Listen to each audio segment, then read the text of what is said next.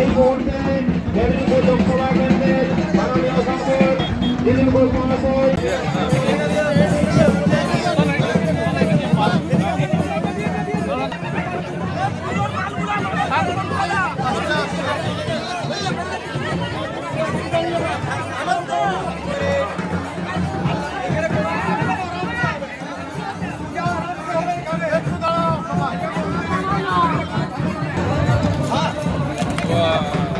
এখানে পুজো দিয়ে দণ্ডি কাটতে কাটতে মায়েরা আসছেন, সাধারণ লোকেরা আসছেন।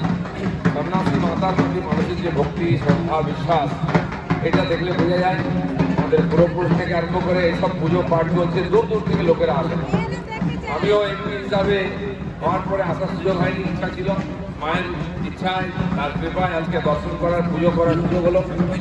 সেই জন্য আমি এত লোকের সমাগম একসঙ্গে এত দূরে এসে সত্যি আশ্চর্য ব্যাপার। মানুষের যে কিরকম ভক্তি আছে সন্ন্যাসী মাতার প্রতি, এটা বোঝা যায়। যারা দর্শন করেন, পুজো দেন, ধন্য হন, মনের ইচ্ছা পূর্ণ হয়। এই এলাকায় গাছের তলায় একটা খান ছিল, ঝোপের আড়ালে। স্থানীয় মানুষ মিলিতভাবে আজকে একটা মন্দিরের রূপ দিয়েছেন। আমাদের এখানকার সেক্রেটারি নিজে তার সমস্ত কিছু দিয়ে এই যে মন্দির দান করিয়েছেন, দর্শনীয় স্থান হয়ে গেছে। এটা আরো সুন্দর হোক, সাজানো হোক, সারা বছর যাতে লোক আসে তার জন্য চেষ্টা হোক।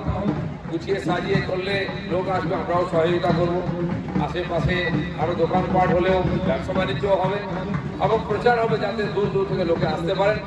এই পবিত্র স্থান, তার পরিসর সুন্দর করে সাজিয়ে জঙ্গলমহলে একটি তীর্থক্ষেত্র হতে পারে, সেই সবার সহযোগিতা চাই। তার জন্য পঞ্চায়েত থেকে আরম্ভ করে আমরাও এমপি হিসাবে আমারও সহযোগিতা লাগবে।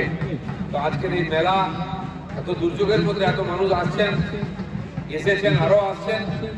আমি ঠাকুরের কাছে প্রার্থনা করব আবহাওয়া যেন ঠিক হয়ে যায়, সবাই এসে যেন মেলার আনন্দ নিতে পারেন, মাকে পূজা করতে পারেন, দর্শন করতে পারেন, এই পরিবেশ তৈরি হোক। সবাই ভালো থাকুন।